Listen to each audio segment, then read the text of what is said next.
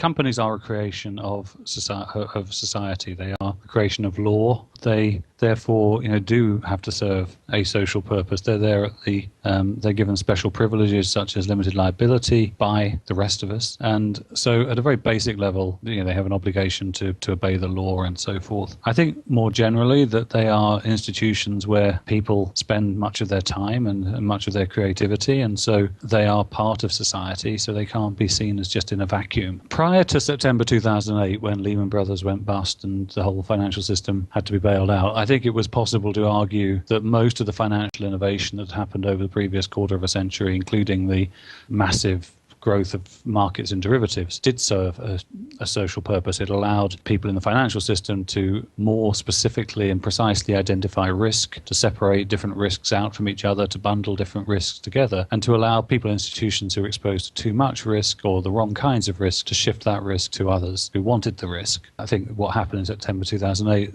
said that derivatives and other financial innovations could cause society to go down a path which was more risky than was socially desirable and actually created additional risk rather than allowed better management of risk. And so I think the challenge now is going to be to look at all this financial innovation and figure out what aspects of it are positive and which aspects are negative. And in particular, how do we make sure that the financial innovation serves the interests of society rather than serves the interests of a small group of people who wanted to take on a lot of risk and got very rich through doing so, but at the expense of a pact with society, which was heads we win, tails you lose.